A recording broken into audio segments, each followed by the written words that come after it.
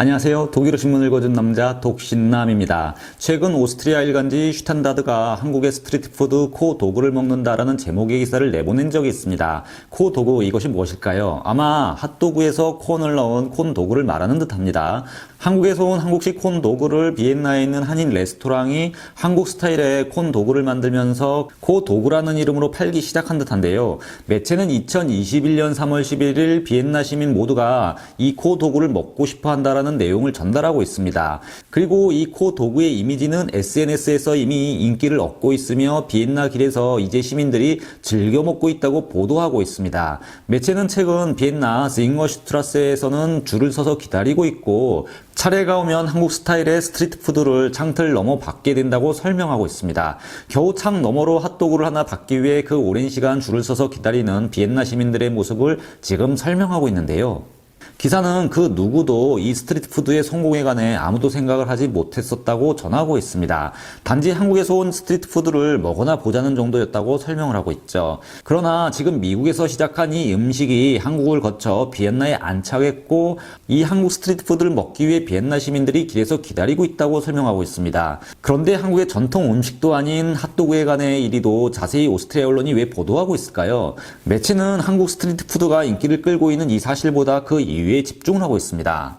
사실 이 핫도그는 별 특별한 핫도그가 아니었을 겁니다. 그러나 한국 라이프 스타일이기 때문에 특별해진 건데요. 바로 이제 한국의 문화가 이렇게 한류를 넘어 한국의 라이프 스타일로 다가오고 있기 때문이라고 오스트리아 언론들이 보고 있는 것이죠. 신문이 관심을 갖는 것은 비단 이 스트리트 푸드만이 아닙니다. 매체는 2021년 11월 1일 또 다른 기사 김치 K-팝 이제 한국의 열풍이라는 제목의 기사를 내보냈는데요.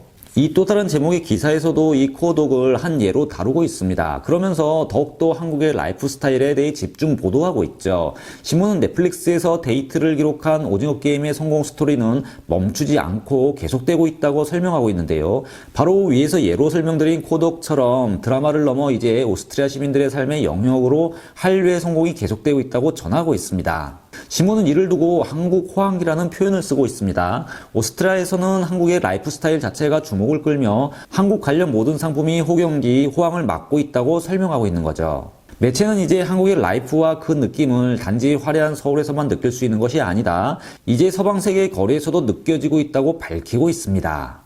물론 이는 과장된 표현인 거죠. 그러나 기분 좋은 과장입니다. 유럽인들이 보기에는 그 정도로 코리아 라이프 스타일이 유럽 현지에서 인기를 끌고 있다는 설명이기도 한데요. 계속해서 들어보시면 이런 표현이 과장된 표현인지 아닌지 판단하실 수가 있을 겁니다. 매체는 최근 전 세계를 휩쓸고 있는 K-팝과 한류 그리고 방탄소년단에 대해 자세히 설명하고 있습니다. 그러면서 K-푸드, 특히 비엔나에서 선풍적인 인기를 끌고 있는 스트리트푸드 코도구, 한국 영화와 드라마, K-패션, K-코스메틱 그리고 한국 여행 등 이 모든 한국 상품들의 모습이 그 자체 분야를 넘어서 지금 새로운 라이프 스타일로 다가오고 있다고 주장하고 있습니다. 예를 들어 달팽이, 점액질 등 K-코스메틱이 보여주는 자연산 원료를 사용한 화장품이 안티에이징과 화려한 피부를 가꾸는데 얼마나 효과가 있는지 설명하고 있고요. 다른 유럽 상품에 비해 자연 원료를 기반으로 만들어졌다고 보도합니다.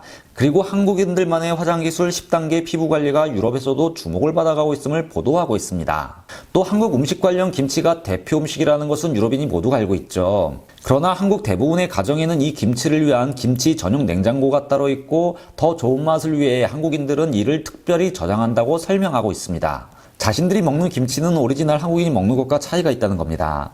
또 스트리트푸드 관련해서 한국의 것은 아주 창의적이라고 보도하고 있습니다. 코도구는 그냥 이런 K푸드의 한 예라는 것이죠. 매체는 감자튀김과 융합한 핫도그 등을 설명하며 넷플릭스 K드라마에서 한국의 스트리트푸드가 등장하고 있고 이런 한류 콘텐츠의 영향과 함께 한국 관련 모든 상품들이 관심을 받아가고 있는 점을 시사합니다. 기사는 그 예로 오징어 게임을 통해 한국의 달고나 과자류가 선풍적인 인기를 끌고 있다는 점도 거론하고 있죠. 물론 달고나 커피에 관해서도 설명하고 있습니다. 매체는 또한 패션 디자이너 레지나 표에 대해서도 보도하고 있습니다. 연령에 상관없이 모두가 좋아하는 이 브랜드는 영국과 미국에서도 새로운 기대주로 통하고 있는데요. 2014년 자신의 브랜드를 론칭한 후 그녀는 영국 브리티시 패션 카운실에서 차세대 디자이너로 선정되며 여러 의미 있는 상을 거머쥐었다고 보도하고 있습니다. 또한 기사는 한국의 유명한 차세대 디자이너 김민주 씨를 보라고 전하고 있습니다. 1986년생인 그녀는 2015년 자신의 브랜드를 만들었고 2022년 이미 폭넓은 서방의 고객들을 확보하고 있다고 보도합니다. 그녀는 넷플릭스 디자인쇼에서 25만 달러의 상금을 받았으며 유명 온라인 샵들과 협업을 하며 성장했다고 설명하고 있습니다. 그리고 더 중요한 것은 김민주 디자이너 같은 한국에 재능이 있는 아티스트들이 이미 패션계에 많다고 보도하고 있습니다. 또 유니섹스 레이블인 아더 에러를 보라고 추천도 하고 있습니다. 이 브랜드는 한국의 배트몽으로 불리는 작품이라고 소개도 하고 있죠. 배트몽은 세간을 뒤집어 놓았던 뛰어난 프랑스의 브랜드 중 하나죠. 리복과 콜레이버레이션을 하기도 했고요. 원래 상업용으로 디자인한 것이 아니라 예술미를 살리기 위한 브랜드였는데요. 유명 셀럽들이 주로 착용하면서 주목을 받기 시작했고 그러자 센세이션을 일으킨 제품입니다. 옷을 아는 유럽인들이라면 꼭 한번 입어보고 싶어하는 브랜드죠. 프랑스 브랜드지만 본사는 스위스 쭈리히에 소재하고 있죠. 그런데 기사는 지금 아더 에러를 두고 한국의 배트몽이라고 이렇게 소개하고 있는 겁니다. 이런 내용의 기사는 이미 보그지에서도 보도했던 적이 있었습니다. 이미 세간에서는 이렇게 많이 알려진 얘기이죠. 아더 에러의 명성은 이제 유럽 및 미국에서도 널리 알려져 있습니다. 그래서 한국에서도 배트몽과 아더 에러가 추구하는 방향성이 같은가라는 의견이 일기도 했죠. 배트몽은 조금 깊이 있는 딥한 느낌이라면 아더 에러는 끝단을 처리하지 않고 풀어놓은 뭐 그런 느낌의 옷이라고 할까요? 약간 청키한 느낌이 듭니다. 물론 보시는 분들에 따라 다를 수가 있겠죠. 특히 일상에서 놓치기 쉬운 그런 부분을 새롭게 디자인해 시선을 끌게 하는 옷으로 평가되고 있죠. 이렇게 해체주의적인 요소가 강한데요. 배트몽 또한 신비주의와 해체주의를 지향하는 옷이라고 할 수 있습니다. 매체는 한국의 차세대 디자이너들이 두각을 나타내고 있는 것, 그리고 머지않은 미래에 곧 K-패션이 주도하게 될 것을 예상하고 있습니다. 한국의 라이프 스타일이 이미 확산되었고 이제 일반인들도 알만한 파워로 분명 성장할 것이라는 거죠. 코리아 라이프 스타일이 다가오고 있다는 겁니다. 물론 신문은 K 콘텐츠 그리고 K-팝 등에 대해 상당 부분 지면을 활용해 설명하고 있는데요. 이 부분에 대해서는 이미 제 채널에서 많이 설명을 드렸기 때문에 넘어가겠고요. 특히 오징어 게임의 영향력에 대해 집중 보도하고 있습니다. 매체는 2021년 10월 23일 최근 불고 있는 이런 한국 라이프 스타일의 바람이 이번 오징어 게임의 대성공을 통해 더욱 확산되고 있다고 전하고 있습니다. 기사는 한류라는 이 문화 현상이 생활 영역으로 더 확산되고 있다는 주장을 하고 있는 겁니다. 매체는 오징어 게임이 한국 정치 이슈에서도 영향을 미치고 있다는 사실을 언급하고 있습니다. 정계에서는 오징어 게임을 통해 논쟁을 시도하고 있으며 특히 내년 대선을 앞두고 오징어 게임을 차용하면서 정치적 공방이 심화되고 있다고 밝히고 있습니다. 또한 거리에서는 노동 정책을 두고 데모를 할 때 오징어 게임에 나온 복장들이 등장하기도 한다고 밝히고 있습니다. 한국은 이런데요. 그러면 전 세계는 어떨까요? 기사는 반대로 오징어 게임의 성공 이유에 대해 질문을 던지고 있습니다. 매체는 오징어 게임 성공 이유가 비단 내용적으로만 우수하기 때문인가? 그렇지 않다고 단언합니다. 이 드라마는 한류이기 때문에 가능했다고 설명하고 있죠. 바로 지금까지 설명드린 것처럼 한류가 그 울타리를 넘어 코리아 라이프 스타일의 부면상으로 옮겨가고 있기 때문에 오징어 게임이 세계적인 성공을 거뒀다고 주장합니다. 그리고 또다시 오징어 게임을 통해 한국의 라이프 스타일은 유럽과 서방 세계에서 더욱더 강하게 불고 있다고 주장하고 있죠. 매체는 이를 알기 위해 이 드라마를 제작한 한국을 보라고 권면합니다. 또한 이미 오래전부터 한국의 생활문화는 전 세계에서 자리를 잡아오고 있다고 밝히고도 있죠. 그러니까 한국의 생활문화, 코리아 라이프 스타일 저변이 넓어지면서 오징어 게임 같은 성공을 낳게 했고 오징어 게임 같은 K 콘텐츠는 이제 다시 코리아 라이프 스타일을 더 확산시키고 있다는 겁니다. 이런 한류의 확산은 통계를 보면 더욱더 정확해지는데요.